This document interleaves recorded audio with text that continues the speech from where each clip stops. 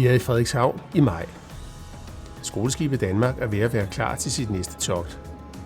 Nummer 103 i rækken, siden skibet blev søsat i 1933. Bunden er renset og malet.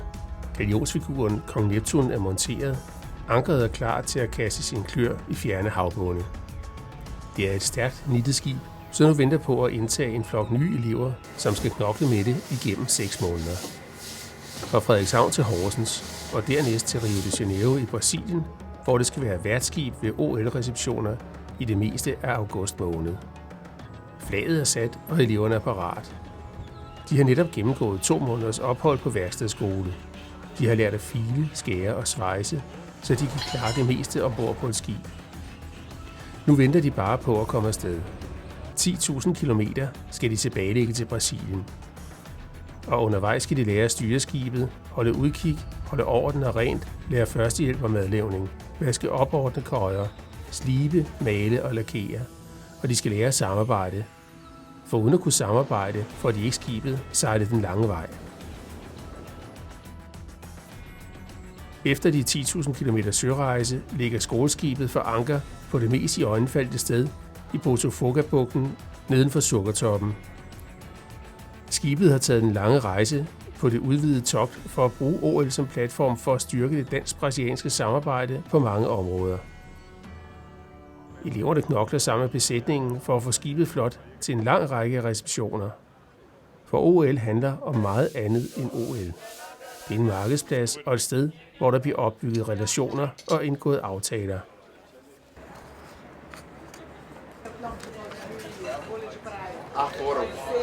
Danmark er et lille land i en stor verden. Vi er også et lille sprogområde, og vi har brug for at skabe relationer blandt andre for at kunne finde personer og virksomheder til samhandel. Derfor bliver vi nødt til at sætte os ind i andre kulturer. Det handler om forudforståelse, altså de normer og forventninger, vi møder mennesker fra andre kulturer med.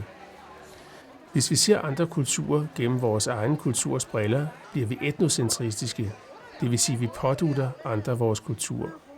Og det kommer der sjældent noget godt ud af. Men for at kunne lære andre kulturer at kende, må vi kende vores egen kultur godt. Er vi reserverede eller imødekommende? Er vi distancerende eller ligefremme? Er der en høj eller lav magtdistance på uddannelserne og i virksomheden? På skoleskibet er der elever fra Tongaøerne, Irland, England, Tyskland og så selvfølgelig Danmark. Det er de fleste. Det giver mange muligheder for at tale om kultur. En af de elever, som har oplevet en stor kulturel forandring, er Waifu, som stammer fra Tongaøerne. Waifu ser verden som sin arbejdsplads, og hun konstruerer på den måde sit eget liv. Hun handler med andre ord socialkonstruktivistisk. That's how life at Tonga is, like they're welcoming people. Just because it doesn't mean because you have high authority or something. They just like foreigners to have the happiness of the island, to be a part of it. Men forudsætningerne er alligevel meget forskellige fra Tongaøerne til Danmark. Of course, it's a European tradition or something, but where I get used to was a very low standard. It's pretty simple, but in here, it's on the training ship. Everything is quite a high standard. Like for example, like the food, how people treat each other, and actually mostly the attitude and the discipline is like the one that is really changed that I can see. It's very quite different from where I get used to. If I compare it to be a percentage, it's gonna be 30, and then what I get used to is around like 95. So this is it's okay. Now I'm feeling like really relaxed in here, but some of the trainee here, they feel like they are very strict.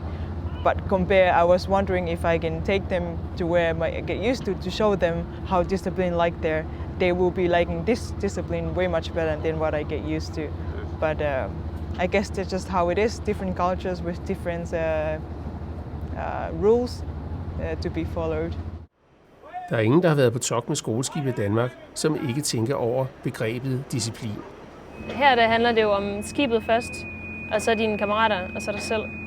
Hvor at man derhjemme måske godt kan ved jeg ikke, blive lidt egoistisk på nogle måder, hvis du skal ud og finde jobs, eller sådan, du vil prøve at op dig selv i forhold til dit job, og det ved ikke, få nogle gode ud af det. Men her det handler bare om skibet og kammerater først. Det er i hvert fald meget det, jeg forbinder med sømandskultur.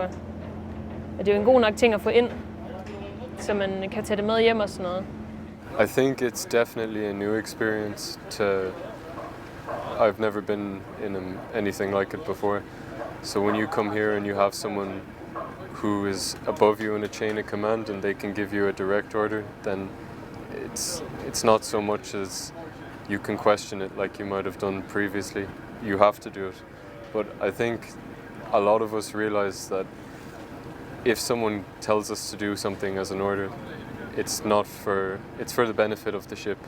And the ship it can be a chaotic place. There's a lot going on, a lot of different work, a lot of people doing different things.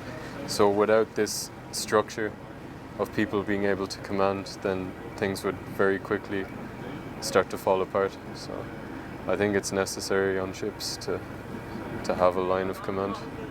I think it's good, and I don't think it's too much, because obviously with such a group of 80 young people, you need to have some kind of structure with them. Otherwise everything's going to just turn into chaos. So I think it's a very nice level of discipline. I studied in a military school, so we had this kind of difference, like we were more distant in a military school. Like the professors, they were not that close, they just gave classes and so on. They were always helpful and so on, but it's different here because our professors are people that we deal every day, like all the time, 24 hours and so on. So they also become friends. Også kønsroller spiller en stor rolle i en globaliseret verden. På Tongaøerne er man mere traditionel, hvad angår synet på, hvad en kvinde skal påtage sig. So that was a big argument between my both family before I left Tonga, because they say she's too young and she's also a woman and she's not supposed to do the men job. So I took the decision by myself and disagree what my other side of family says and follow what I would like to do. And like here I am, try to keep on the education and see how far would I go. But I would like the education. This education will give me a huge chance of become a career in the future. Skoleskibet Danmark har siden 2013 arbejdet sammen med flere brasilianske uddannelsesinstitutioner, og der er altid nogle brasilianske elever med på et togt. Brasilianerne har nogle andre forudsætninger for deres hjemland, f.eks. hvad angår formelle og uformelle strukturer og omgangsformer. We Brazilians, we tend to be more warm and when we deal to each other. Oh, you are so nice. I go into Denmark visit her. We hug and we kiss and so on. And Danish people, they tend to keep like this distance between each other. They are a little bit more closed. So we had to think before doing something that could be disrespectful for them, also something like that. So that's this kind of thing. But it's just, I think it's cultural. Brazilian people, they are more open at this point, and Danish people, I think they like to keep this distance. So especially when you know someone new, a new person, so you have this different way of treating people and so on. På den anden side udviser det brasilianske samfund og uddannelsessystem meget mere magtdistance. Der er andre og mere formelle hierarkier. I studied in a military school, so we had this kind of difference, like we were more distant in a military school. Like the professors, they were not that close, they just gave classes and so on.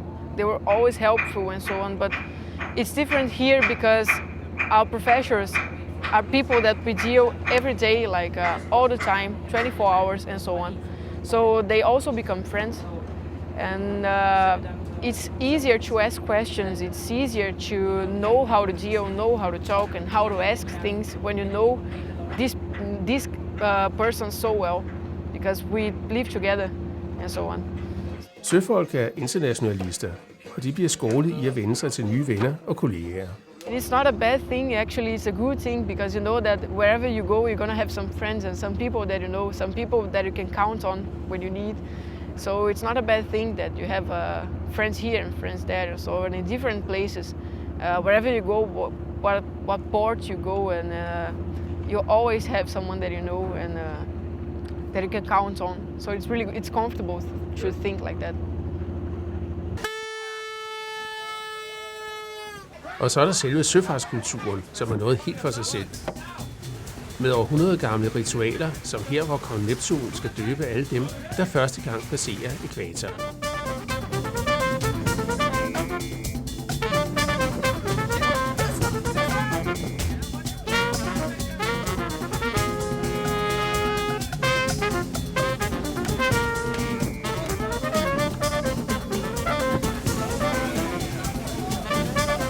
Og en anden ting, som eleverne i hvert fald aldrig glemmer, det er deres hængekøjer. At the start, I would have given you a different answer, but now I have to say, with the voyage coming to an end, I'm not looking forward to going home to my bed. I like being in a hammock. It's really relaxing. At the start, it definitely takes a lot of time to get used to. But the benefit of being in a hammock is when the ship is rolling from side to side, your hammock moves, or it stays in the same place. And it's really nice at the nighttime. You can just lie in your hammock and you can watch the whole ship move while you're staying, and everyone's in rows. So we're just staying in the same place with the ship moving around us. It's quite a unique experience. Hængekøjer, faste regler, nærværet til officerer, lærere og kammerater viser, at vi som mennesker kan indrette os på meget. Velkommen til en række lektioner om kulturforståelse.